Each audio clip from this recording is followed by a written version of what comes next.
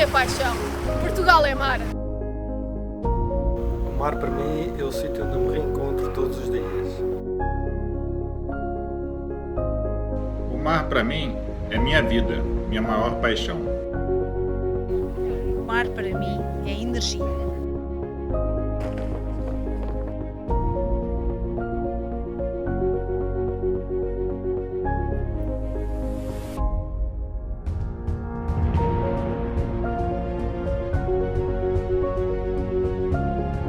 O mar para mim é o princípio da vida.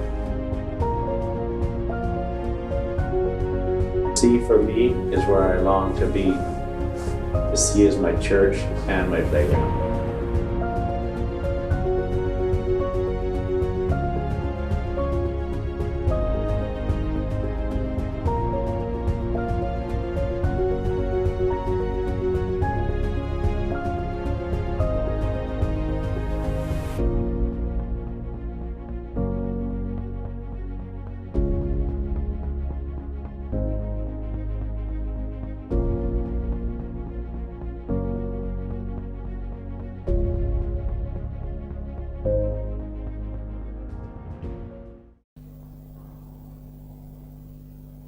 Boa tarde a todos. Estamos aqui em mais uma sessão do Centro de Comunicação dos Oceanos, que é uma série de palestras live stream a abordar os mais variados tópicos relacionados com os oceanos, com o objetivo de trazer comunicação, conhecimento e a informação atualizada sobre os oceanos a uma plateia bastante mais ampla, envolvendo os países de língua portuguesa.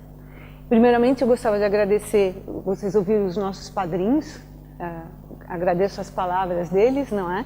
E gostava de agradecer o convite da doutora Marta Lourenço, diretora do Museu Nacional de História Natural e da Ciência, doutor Antônio Monteiro, que nos apoiou em toda essa produção, e gostaria também de agradecer aos nossos oradores, que é a doutora Ana Diniz, investigadora do MARE, Paulo Madeira, especializada na área das baleias, e o Dr. João Correia, fundador da Associação Portuguesa para o Estudo e Conservação de Elasmobrânquios, que é uma palavra super difícil, e fundador e gerente de uma empresa sui generis, que se chama Flying Sharks. Vamos saber tudo isso já já.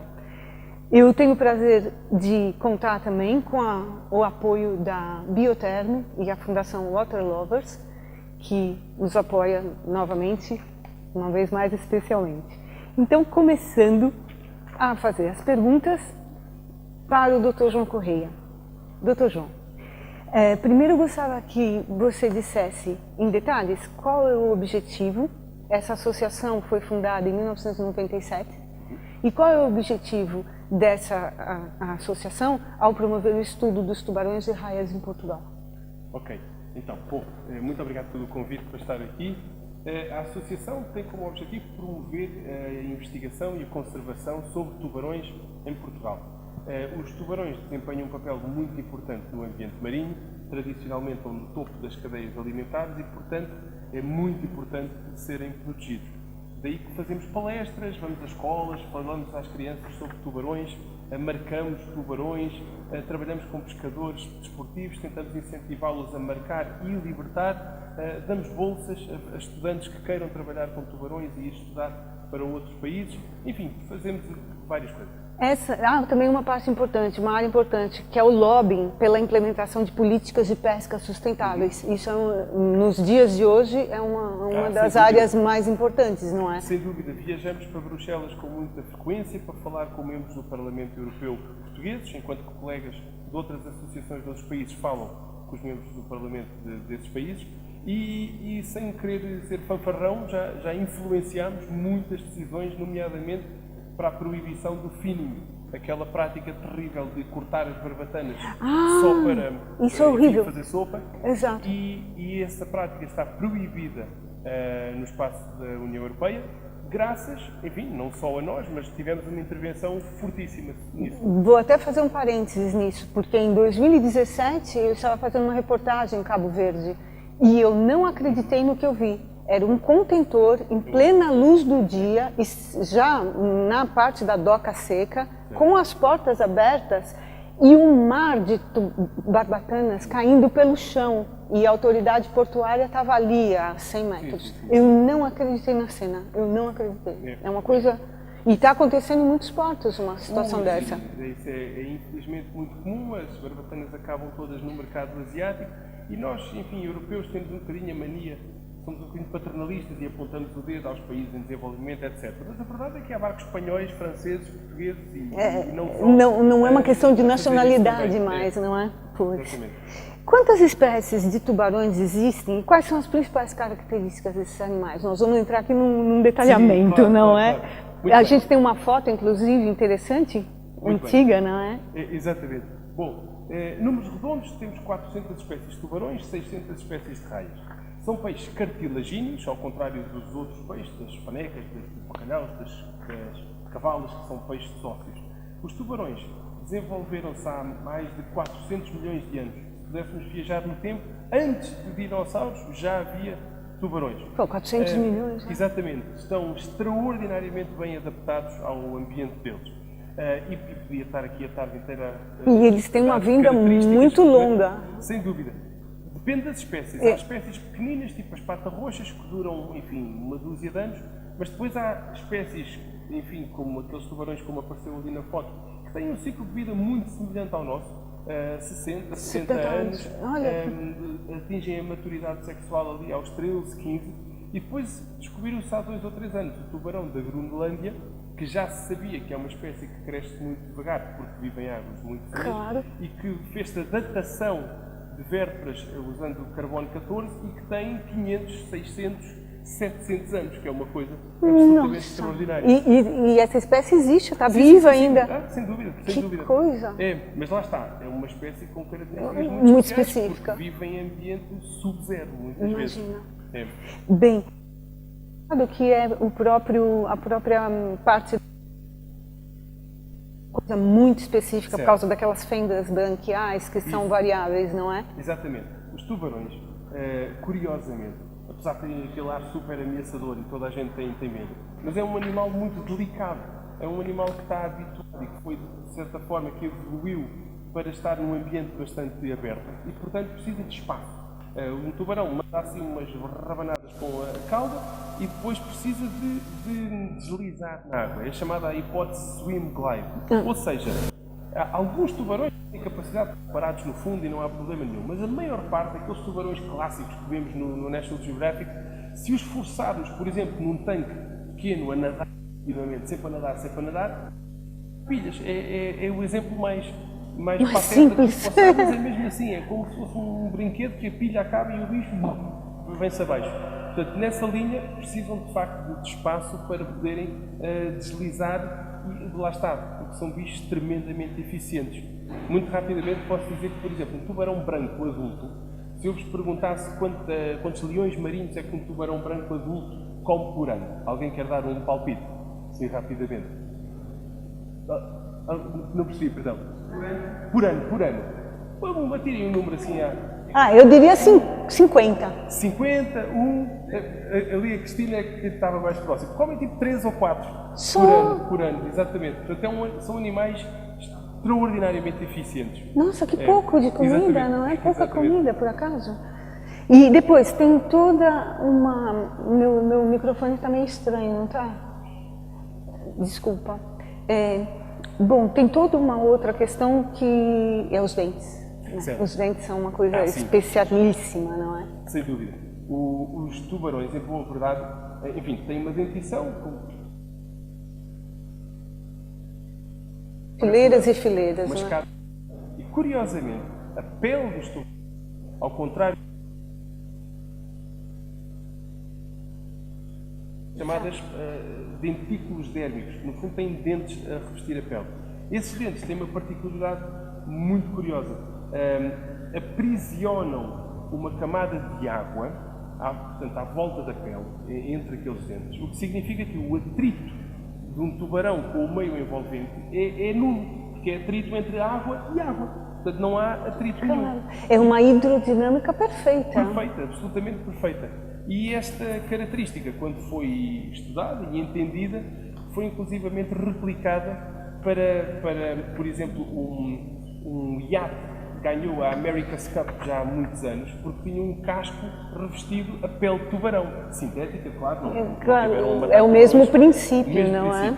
E também o próprio nadador olímpico, o Michael Phelps, o não é? Michael Phelps tem um fato de pele de tubarão, precisamente para... O design porque as escamas são placoides, não é? Exatamente. É assim que se designa. E o formato é tão hidrodinâmico que basicamente incrementa a performance num nível impressionante. Reduz muitíssimo o atrito. O atrito, né? Exatamente. A outra questão é também a questão do ouvido interno e o fato dele possuir também essa sensibilidade elétrica, não é? Certo. Os tubarões têm a particularidade de são extremamente sensíveis a tudo. Variações de pressão, variações eletromagnéticas, qualquer concentração de uma substância na água, os tipos apanham logo. Há aquele mito de que se fala muitas vezes de que se largarmos uma gota de sangue numa piscina com os tubarões, isso é verdade, isso é absolutamente verdade, mas nem é preciso ser uma gota de sangue, até podia ser uma gota de tinta, qualquer coisa, eles são de facto muito, muito sensíveis. Daí que se houver um peixe que se está a debater, que levou uma dentada de outro peixe, qualquer coisa, e está ali a mandar umas vibrações e a mandar assim aquele molho de peixe, sem dúvida que montes de tubarões ali à volta, numa distância bastante grande, já vão se aperceber, então. Porque têm, de facto, os sentidos muitíssimo apurados. E essa questão da detecção do campo magnético ajuda a orientação para a navegação, não é? Sem dúvida. Há um artigo que ficou famoso, de 94, com os tubarões de cabeça de martelo, no México, onde foi demonstrado pela primeira vez que eles usam o campo geomagnético da Terra para se orientarem como mapa. Da mesma forma que as aves, enfim, têm também referências geomagnéticas e também, enfim, visuais do Sol, os tubarões, no fundo, leem o campo geomagnético da Terra e usam-no como um mapa. É quase como se tivesse uma bússola interna. Sim, sem dúvida. Incrível. Na situação atual, os riscos que os tubarões estão, algumas espécies, inclusive, estão mesmo à beira da extinção. Certo. Pode dar um panorama dessa situação atual, por favor? Bom, o panorama é trágico. Eu imagino. Estimam-se, há montes de números aí a circular pelas redes sociais e mesmo pela literatura científica, mas estimam-se cerca de 100 milhões de tubarões por ano são mortos, todos os anos. Muitas vezes como bycatch, portanto captura acidental de outras espécies, muitas vezes captura mesmo alvo dedicado, lá está. Pelas barbatanas, não é? Também para a carne propriamente dita, porque à medida que os recursos tradicionais vão diminuindo, o preço deles vai aumentando. O espadarte, o cherno, o dourado, o parvo, etc, o atum. E então, cada vez mais, a carne de tubarão se torna apetecível porque, enfim, é nutritiva como outras, mas a um preço não tem um muito preço mais tão baixo. alto. Então, os bichos levam cada vez mais pancada, se me perdoarem a expressão. Por outro lado, tendo aquele ciclo de vida de que falávamos há pouco, ou seja, reprodução muito lenta e tudo isso, um bocadinho como as baleias, lá está.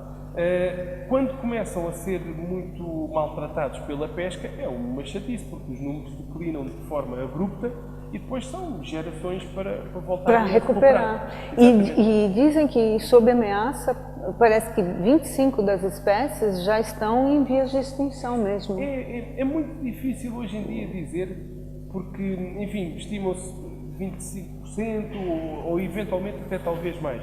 O que se sabe é que os números que víamos nos anos 30, 40, 50 não correspondem de todo aos números que se vêem hoje em dia. Há registros muito bons, nomeadamente de departamentos de pesca de vários países, nos Estados Unidos, no Canadá, na Europa também, e a quantidade de tubarões que são capturados tem vindo a diminuir de forma vertiginosa. Ou melhor, as capturas têm aumentado, e o número das espécies, exato, é cada vez mais reduzido. E os tubarões azuis, que são a espécie mais pescada no mundo, Sim, não é isso? Sim, exatamente. E não existe cotas nem nada, à vontade. O tubarão azul, aqui, também conhecido como a tintureira, ou em alguns portos aqui em Portugal até se chamam as queilhas, não tem legislação. Queilhas. Que nome engraçado. Não tem legislação a protegê-las, muito provavelmente porque são tão abundantes, porque a pessoa vai para o mar e está cheio. Por todo lado. Mas a verdade é que já não é tão assim. Já se começa a notar uma diminuição até nas tintureiras. Que era a espécie... É uma preocupação muito grande. E haveria outras formas de exploração desses animais sem que haja tanto dano para as espécies? Claro. Por exemplo, o shark diving está a aumentar no mundo inteiro. Pois. Um mergulho com tubarões. Nos Açores, por exemplo, a empresa do Norberto, não quero fazer publicidade, mas é um tipo 5 estrelas e foi o primeiro a começar com isto em Portugal. A pessoa pode ir ao Faial e navegar 2-3 horas até ao Banco do Condor e mergulhar com tintureiras, com anequins, com água azul, como destas fotografias lindíssimas, com visibilidade de 60-70 metros. Muita gente considera que o mergulho de tubarões nos Açores é o melhor do mundo. E depois, claro, há os clássicos. A África do Sul, o tubarão branco. é típico. Já tive a oportunidade de fazer isso Foi, duas vezes. imagina. E há muitos mergulhos. Descreve um pouquinho essa experiência. É na jaula, né? Mergulho de jaula, não é? Eu fiz o mergulho parolo na jaula porque é o mais barato. Porque pode-se fazer um mergulho à séria sem jaula. Sem jaula? Mas esse é um charter. Enquanto que um custa 100 euros, o outro custa 5 mil. Portanto, imagina a diferença. No ordenado de biólogo marinho não dá para fazer. Mas pronto, mas de facto é uma oportunidade extraordinária, porque é um animal com uma imponência. E chega mesmo pertinho. Sim, a pessoa quase pode tocar. Aliás, muita gente toca. Não é recomendável. Incrível. E mesmo aqui, a gente tem esses sítios que você falou dos tubarões-baleias, é mesmo ali nas ilhas do Faial e Santa Maria. Sim. É mesmo naquela região. Os Açores são um paraíso para quem gosta de tubarões e raias. Santa Maria vem-se tubarões-baleia, o Faial tem estas espécies que eu descrevi, mas tem também mantas, tem a móbula tarapacana, tem a manta birrostris, há populações residentes no Banco de Princesa Alice. A nossa costa continental tem muitos tubarões, mas quem quiser ir com a GoPro e tirar fotografias à séria, é ir para os Açores, porque vão ficar deslumbrados. Imagino. Agora, o Dr. João Correia especializou-se numa atividade muito sui generis. A empresa Flying Sharks, ela é especializada na captura e transporte de tubarões. Ele foi, inclusive, responsável por ter trazido quase todos os animais do oceanário por via aérea, não foi? Sim. Então, eu gostaria que você explicasse melhor o perfil da Flying Sharks e como é que processa essa captura, o transporte, como é que cuida do tubarão no avião e essas coisas todas. Muito bem. Deixem-me só explicar que nós, de facto, capturamos tubarões e outros peixes também, e alguns invertebrados, exclusivamente para aquários. Exato, desculpa, esqueci de falar isso. Não tem problema. Mas friso muito esse ponto, porque aquários públicos, porque têm um bom departamento de conservação e de educação, portanto nós nunca capturaríamos animais para os pôr numa sala de jantar só para as pessoas olharem para eles, portanto só em instituições que de facto investem à séria na conservação do ambiente marinho. Agora, eu de facto tive essa função no oceanário e ganhei muita experiência a transportar a bicharada literalmente do mundo inteiro para o oceanário. E depois de uma década do oceanário, achei que estava na hora de mudar a página e comecei a Flying Sharks, em que faço rigorosamente o mesmo, mas agora para o oceanário e também para outros aquários. Só para ter uma ideia, só há 4 empresas especializadas no mundo inteiro. É um trabalho muito delicado, mas muito giro também. Imagino. O processo, muitas vezes eles são pescados à linha, com anzóis sem barbela, portanto são apanhados, depois tira-se o anzol, fica assim um buraquinho, mas é como furar a orelha, aquilo em 2-3 semanas cicatriza. Depois lá está, os animais têm que ser capturados pequenos e viajarem num tanque grande, precisamente por causa do que falávamos. Da questão do glide, não é? Isso, se forem muito grandes num tanque pequeno, não funciona. Depois têm que ser bem aclimatados, temos que os pôr a comer, temos que, enfim, tratar de parasitas, por exemplo. Eles estão acordados? Sim. Isso é uma boa pergunta. Às vezes, quando se trabalha com animais em cativeiro, são anestesiados, mas eu, pessoalmente, nunca vi necessidade. Então, normalmente, trabalho sempre com eles sem estarem anestesiados. Normal, então. Porque as anestesias, às vezes, podem provocar alguns problemas fisiológicos e dificultar depois a recuperação. Prefiro trabalhar de forma lenta e calma e tranquila, de forma a perturbá-los o menos possível, e não estar a usar fármacos.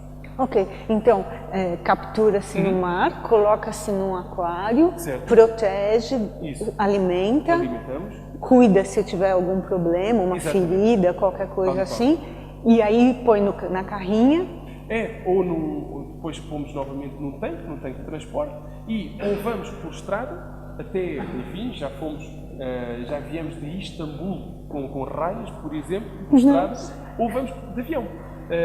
E aí vai até o aeroporto com o aquário e Exatamente. entra no avião. Exatamente. Tipo carga. Se for um transporte muito delicado, nós vamos com eles, muitas vezes até aluga-se um avião, freta-se um avião. Se for um transporte mais simples, um animal mais pequeno, vai num tanque devidamente selado, Todo fechado. entregamos no aeroporto e está feito. Depois ele vai sozinho até ao destino. E no destino haverá alguém, Claro, naturalmente. Alguém do aquário vai buscá-lo ao aeroporto e trata E já se reparou algum estresse ou alguma reação estranha dos tubarões à chegada? Nem por isso, para dizer a verdade, há muitos estudos sobre isso, não só em tubarões, mas mesmo noutras espécies. O que se faz normalmente é analisa-se os níveis de várias hormonas no sangue dos animais. E sem dúvida que se nota um aumento. Um pouco estresse, não é? Não estão indiferentes. Claro. Mas nada que se aproxime sequer de níveis letais ou perigosos. Sem querer armar-me esperto, nós orgulhamos muito na Flying Sharks de trabalhar. Não temos perdas, não. É raríssimo, raríssimo. Numa década haverá uma ou outra situação. 3 semanas, mas é raríssimo. Bom, e aí o doutor João já teve umas experiências, tem uma fotografia do seu dedo com 10 pontos, não é?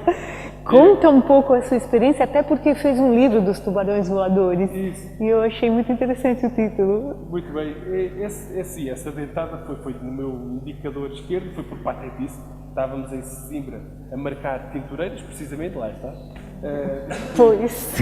E eu, normalmente, quando apanhamos os bichos para os marcar e libertar, claro, eu costumo segurar-los no nariz com a mão esquerda e tiro um anzol da boca com um alicate de grifos com a mão direita. E isto é um trabalho que a pessoa tem que estar concentrado e com umas luvas robustas. Mas naquele dia eu estava sem luvas, estava a contar anedotas enquanto fazia aquilo, já faço isto há muitos anos, a pessoa torna-se complacente e o bicho fez assim uma coisa à cabeça que eu nem notei, só depois de o libertarmos na água é que vi que o deck do barco estava todo encarnado e perguntei o que é que se passa aqui, e depois vi assim sangue assim, e toma lá pontos no centro de saúde de Sesimbra para não ser Ave Maria. Mas pronto. E depois, você tem muitas histórias, né, de transporte, histórias insólitas, histórias de superação. Sim. Conta uma para nós. Há bocadinho falei em Istambul e foi um super transporte que fizemos há um ano, precisamente. Fomos buscar 15 raias ao aquário de Istambul e trazê-las por estrada até ao aquário de Madrid. Isto foi em outubro do ano passado. É uma viagem que estava prevista durar 3 dias e durou 6. Tivemos um dia inteiro para passar a Alfântega, em Istambul, um dia inteiro para passar a fronteira da Turquia para a Bulgária, 5 malucos, os dois motoristas do caminhão, eu e mais 2 colegas biólogos, portanto 5 a dormirmos no caminhão, na cabine do caminhão, porque não estávamos a prever dormir ali.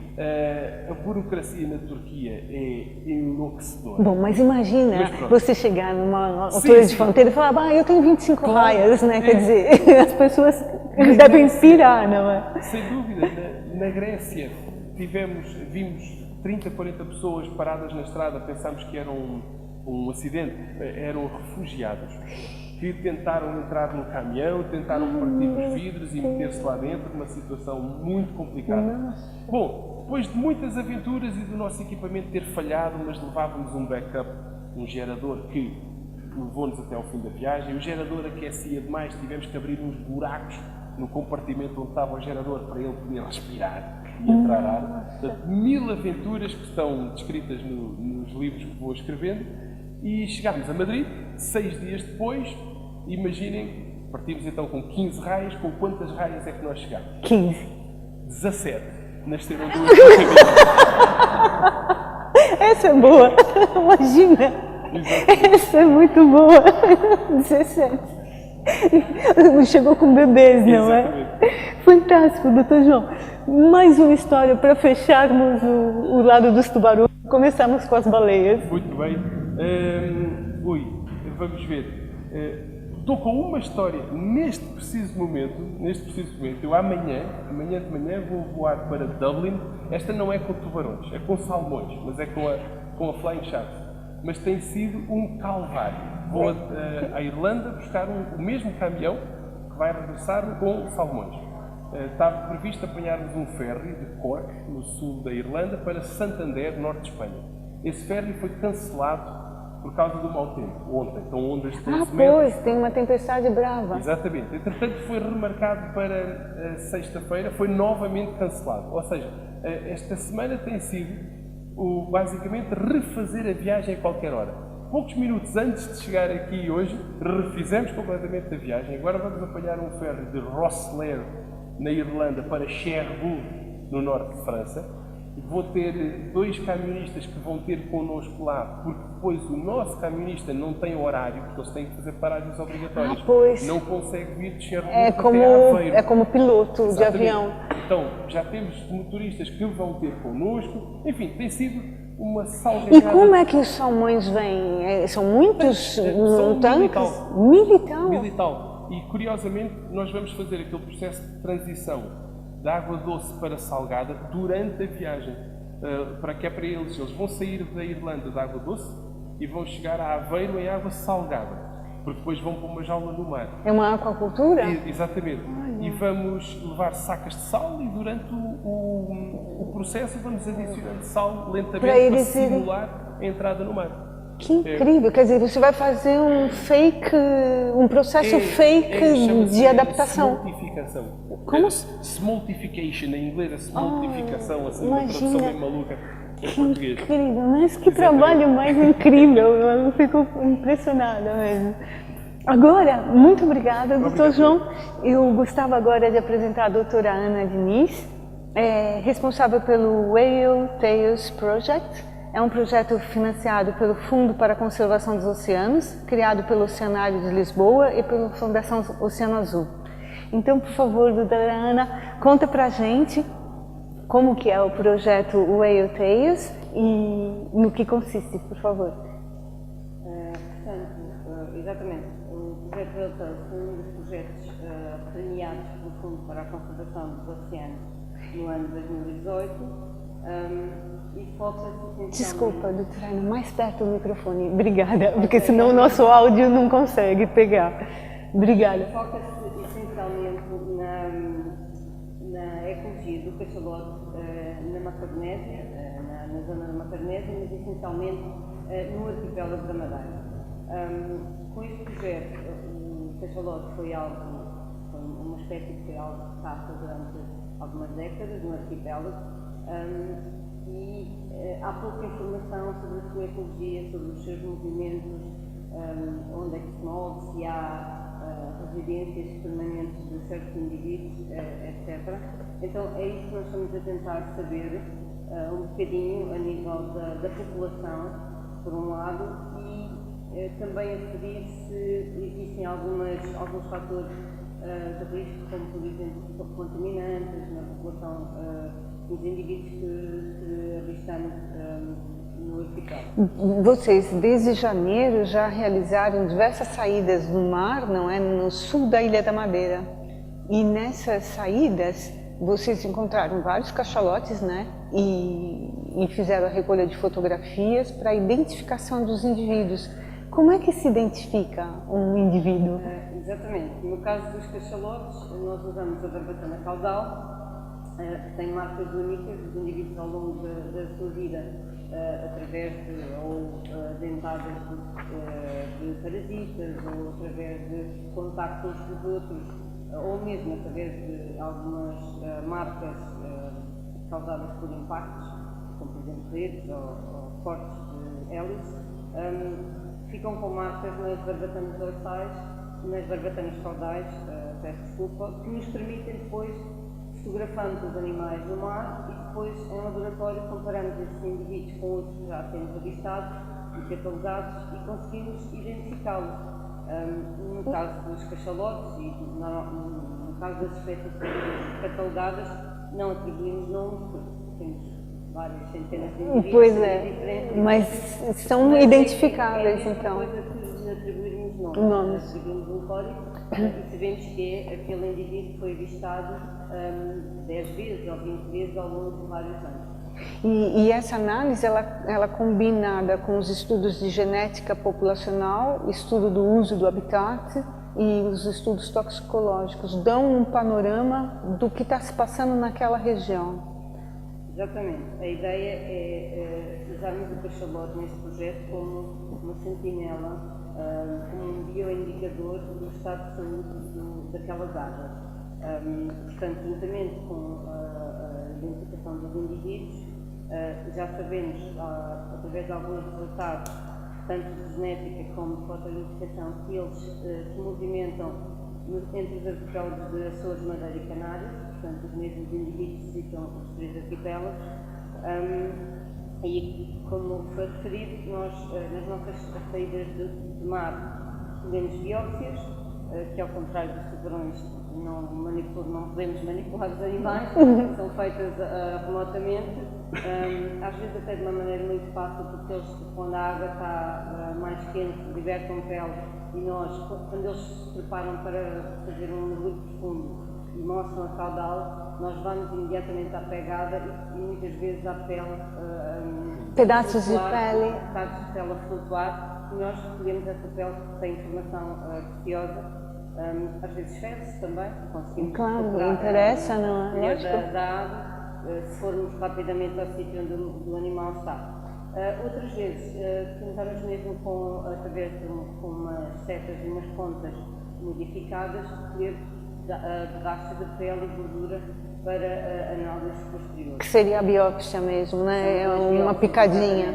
E os mergulhadores, os investigadores são mergulhadores, não é? Vocês chegam... Nós normalmente não vamos para a água, só há necessidade de ir para a água quando é preciso recolher imagens. Isso, nesse caso, justamente. Normalmente não vamos para a água com os animais. Mas quando tem que fazer essa captação, vocês estão... E qual é a proximidade que vocês conseguem ter perto do animal? Atividades que os próprios animais poderem fazer. Ok, por exemplo? Os cachalotes são animais que passam mais de 90% do tempo deles em mergulhos profundos. Portanto, não estão acessíveis à superfície. E muito pouco tempo da vida deles nós conseguimos apanhá-los para conseguir retirar as fotografias ou as biópsias. Quando apanhamos um grupo de animais na socialização, torna-se mais fácil, tanto recolhermos as biópsias como recolhermos as imagens e ver até o comportamento, como é que eles se relacionam e tudo, não é? Mas a maior parte das vezes a verdade é que eles estão em mergulho profundo e nós apanhamos em preparação do mergulho, eles respiram umas quantas vezes e então fazem um mergulho, mostram o caudal e adeus, vão-se embora e nós não os podemos seguir. Mas deve ser uma visão impressionante, não é? Deve ser um momento... Nós trabalhamos, a maior parte das vezes, num semi-rígido, 6 metros. De muita proximidade. Exato. Qual o comprimento, mais ou menos, de um cachalote? O comprimento? Os machos são maiores, geralmente 18 a 20 metros, numa média de 18 metros. As fêmeas são um pouco mais pequenas, andam ali pelos 12, 13 metros de comprimento.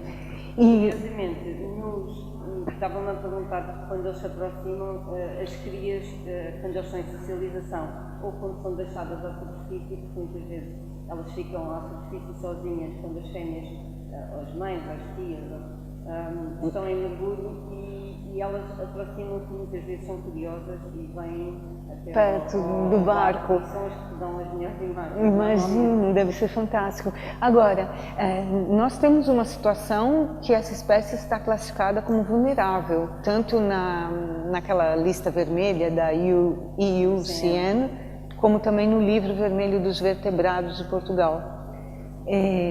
Além da intensa atividade da baleia, de caça à baleia, até poucas décadas, que outros fatores estão colocando em risco a vida desses animais? Bem, exatamente. Não basta já terem sido caçadas intensamente durante quase 2 séculos. Pois. Agora, há as ameaças emergentes que nós vamos vendo nas notícias, nomeadamente a colisão com as embarcações. Os factos férreos são um problema muito grave. Por exemplo, no arquipélago de Canários, que eu ia dizer que é arquipélago vizinho, porque nós estamos na Madeira. Normalmente eu vivo na Madeira, dizemos arquipélago vizinho, mesmo ali ao lado. Este tem sido um problema crescente e este ano já houve várias colisões, inclusive de indivíduos que eram conhecidos e catalogados, e já se sabia que já eram vistos há vários anos e que foram apanhados efetivamente numa colisão. No caso dos cachalotes, eles são particularmente vulneráveis, porque quando emergem de um mergulho profundo, vêm normalmente à superfície quase com uma velocidade, não é? A ânsia de respirar, não é? Com a ânsia de respirar. E normalmente, nesse momento, tornam-se particularmente vulneráveis, ou então, quando estão a descansar a superfície, um pouco abaixo da superfície, são apanhados efetivamente por estas embarcações. Por acaso, na área da vela, do desporto à vela oceânica internacional, já aconteceu em regatas à volta ao mundo, realmente embatido contra baleias e tubarões também. Já houve um caso de tubarão ficar, mesmo que nem um S, preso na quilha. Acontece. Agora, há mais uma questão, do ponto de vista científico, sendo o cachalote um predador de topo da cadeia alimentar, é também um bioindicador para o estado da saúde dos oceanos, não é? Podia falar um pouquinho disso? Exatamente. Uma das coisas que nós estamos a tentar aferir neste projeto, por exemplo, é o rácio do RNA e do DNA. Isto é uma coisa um pouco inovadora em cetáceos. Já foi feita nos organismos marinhos, mas em cetáceos é a primeira vez que estamos a fazer isso. E isso do RNA-DNA é a história. O RNA é a proteína que tem curta duração, não é? Exatamente. O princípio é que quando os animais estão, quanto maior for o rácio, mais bem nutridos os animais estão, ou seja, mais estão-se a alimentar melhor. E então isso pode nos dar uma indicação que eles estão a alimentar bem. Não quer com isto dizer que estejam em bom estado geral, podem ter outros problemas de contaminação, contaminantes, etc. Mas a nível nutricional estão bem ou mal, consoante os valores obtidos. Qual é desculpe interromper, mas qual é a situação ali à volta do arquipélago da Madeira hoje? Qual é a saúde desses indivíduos? Pronto, nós iniciamos o projeto este ano, estamos ainda a recolher as amostras. E vão ser 3 anos de duração? Vão ser 3 anos, exatamente, e estamos agora na fase de recolher as amostras e de mandá-las depois para a análise.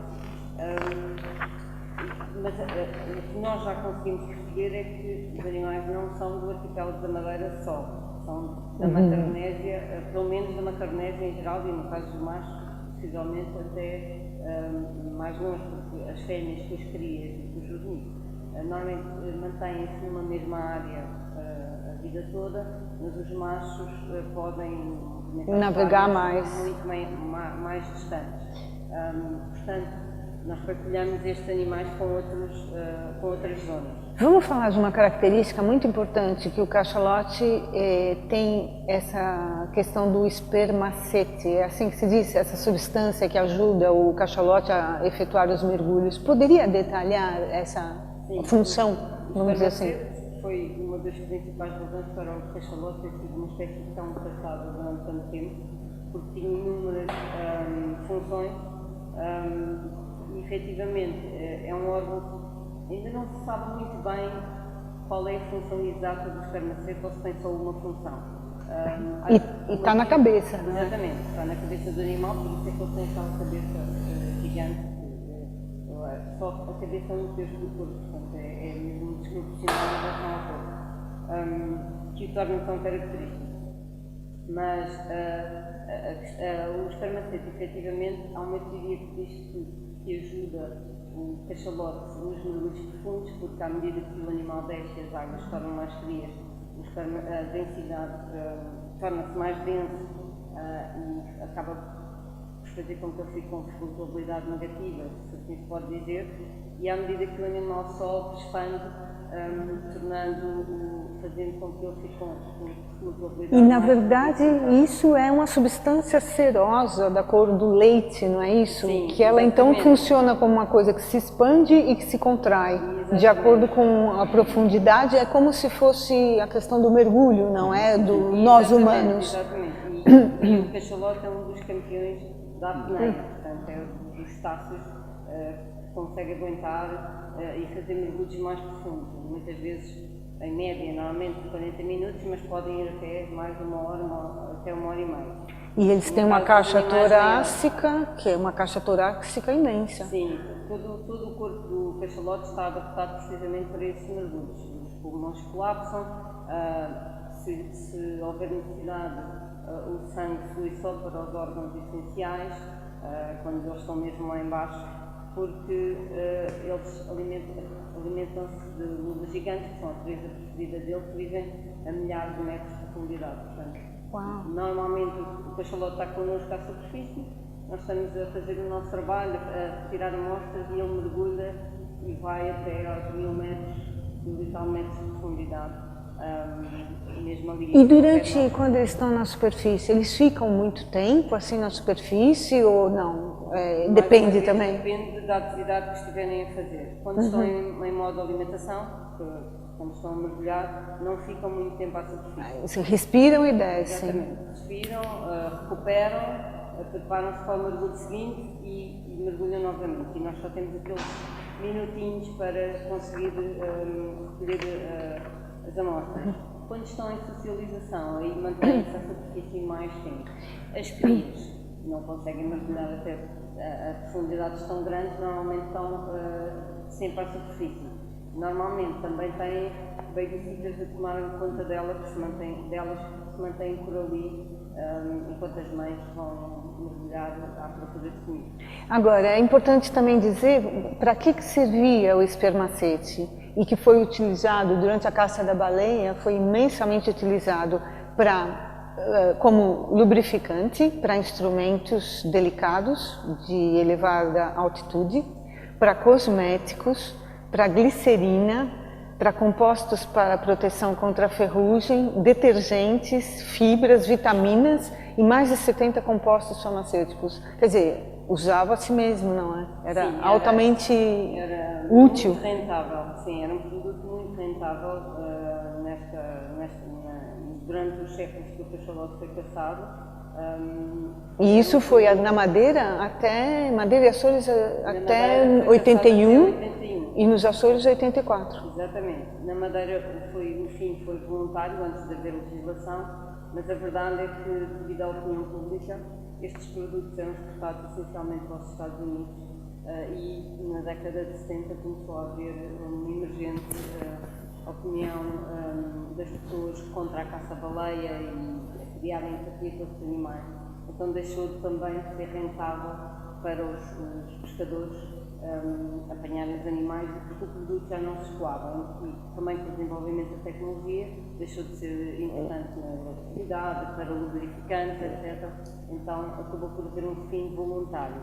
Mas no caso da Madeira foram caçados cerca de 5.000 animais ao todo. Durante as décadas da pesca.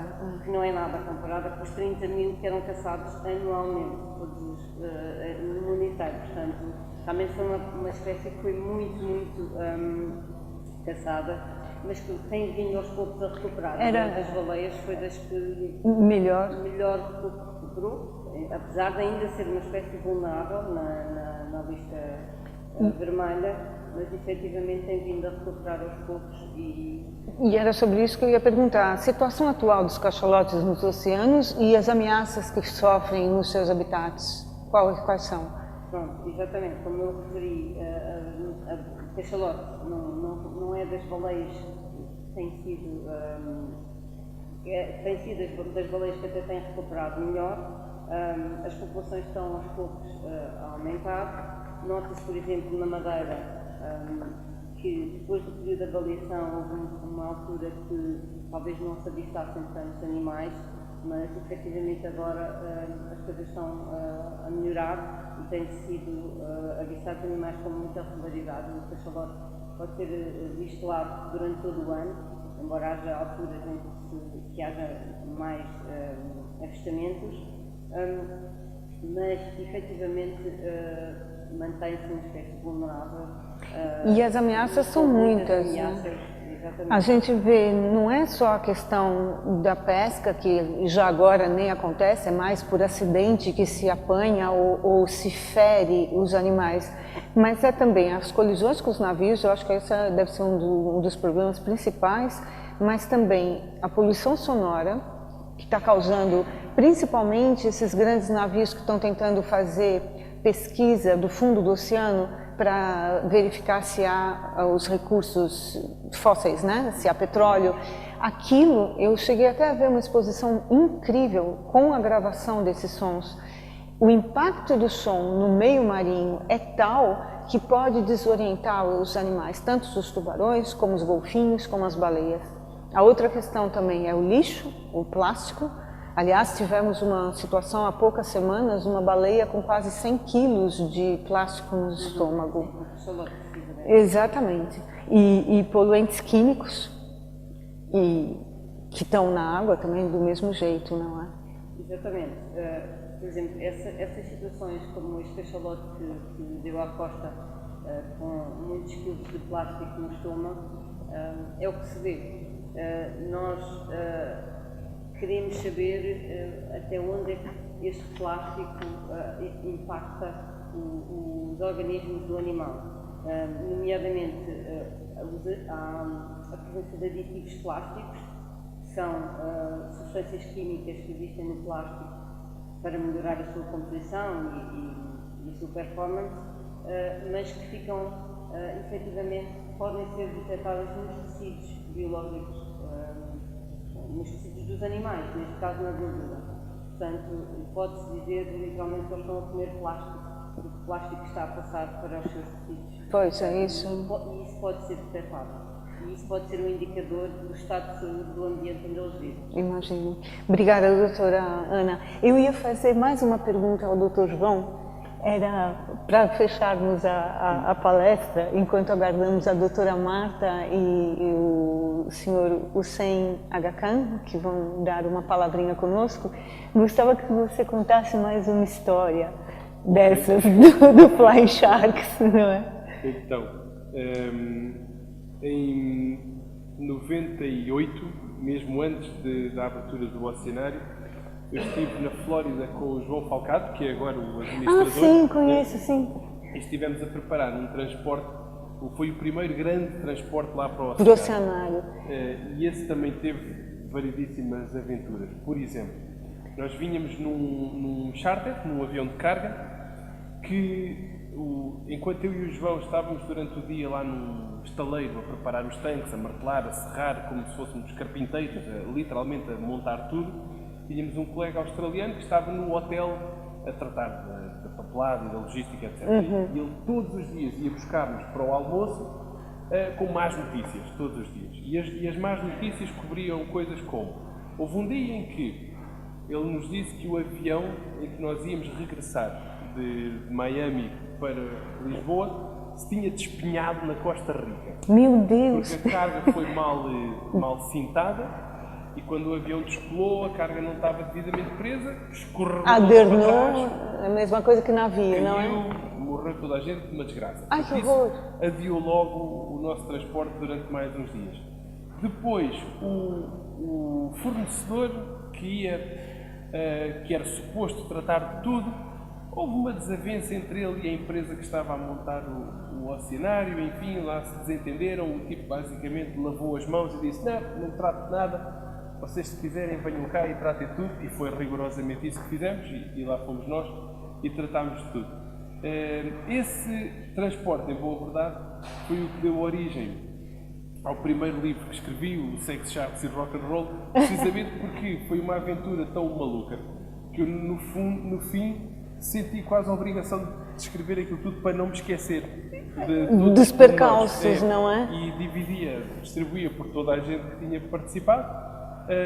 Enfim, mas foram 2 semanas em que todos os dias, sem exceção, havia uma novidade trágica qualquer. Mas trouxemos isto e correu tudo bem. Agora, uma situação assim com os próprios bichos, não é? A relação é muito próxima, você está tocando o bicho sabe que você está tocando ele, não é? Quer dizer, há alguma interação entre animal e ser humano nessa hora da captura, do acondicionamento? Como é que eles olham para você, por exemplo? Honestamente, quando se trabalha com mamíferos, há essa interação, e eu não sou a melhor pessoa para falar disso, mas claro que sabe muito bem. Pois, porque com as baleias a gente sabe que acontece essa coisa de olhar mesmo, não é? Agora, com os tubarões, honestamente, são peixes e não há assim uma grande interação. Mas houve, de facto, um episódio que posso contar que foi curioso no Oceanário. Quando trabalhava lá, havia 2 tubarões-touro que vieram da África do Sul. Um maior e um mais pequeno. E todos os anos, na primavera, sem exceção, o tubarão maior dava um enxerto de pancada no pequeno. Todos os anos. Mordia, não sei o quê, encostava lá um canto, não o deixava comer. Aquilo era uma tristeza. E o pequeno acabava por ficar com buracos, com marcas, uma dor de alma a olhar para ele. E fraco, porque não comia. Eu mergulhava para lhe dar injeções de antibiótico. E houve uma vez que mergulhei, e o processo é sempre igual, eu mergulhava, segurava-lhe na barbatana com uma mão, porque eles assustam-se e fogem, então eu ficava montado nele e dava-lhe a injeção com outra mão. Mas o grande não achou piada àquela interferência, veio e mordeu-lhe enquanto eu estava a dar a injeção. E não atacou a si? A mim não, mas o pequeno sentiu a dentada, voltou-se para trás e mordeu-lhe também. Então eu fiquei literalmente encaixado entre os 2 bichos que se mordiam um ao outro e fiquei mesmo com as pernas empaladas. E na altura lembro-me de pensar, bom, pelo menos dá para acabar a injeção. Aquilo estava ali parado e acabei a minha injeção com toda a tranquilidade. Enquanto eles se mordem, não é? E pudesse sair da água. Que situação incrível! Mas ignoraram-me completamente, não queriam saber do facto de eu estar lá.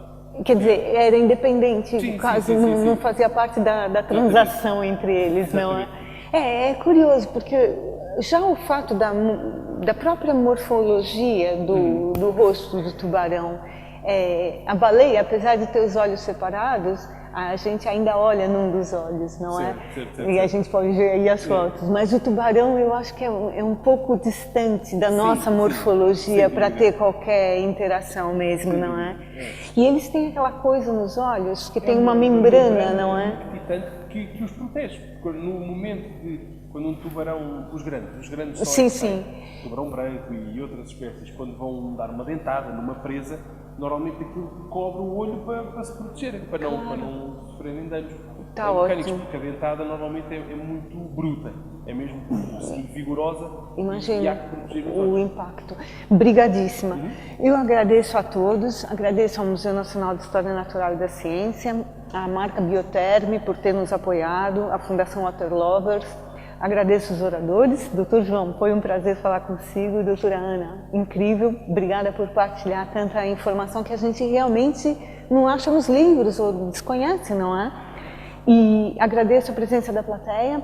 Solicito a todos que completem a frase "O mar para mim é", que eu deixei nesse papelinho, e deixem o seu e-mail, porque eu estou com a ideia de criar um mural digital com essa frase, então se puderem fazer isso seria ótimo. Gostava também de agradecer os padrinhos e madrinhas do nosso projeto, do nosso Centro de Comunicação dos Oceanos, e informo que haverá uma sessão de perguntas e respostas logo que a gente encerre o sistema live stream. Então é 2 minutos, vamos ver o vídeo novamente e aí vocês poderão colocar questões aos nossos oradores. E agradeço a presença de todos. Por favor, colocamos o vídeo.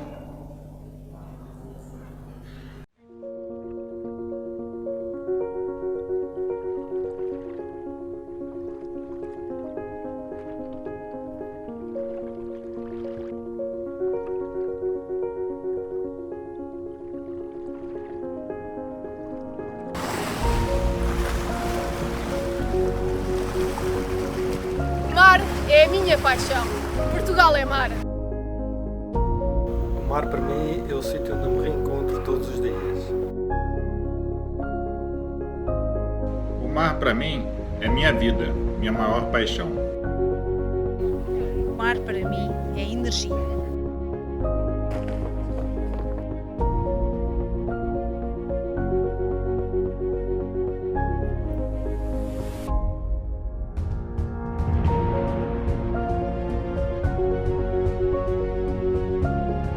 O mar para mim é o princípio da vida. The sea for me is where I long to be. The sea is my church and my playground.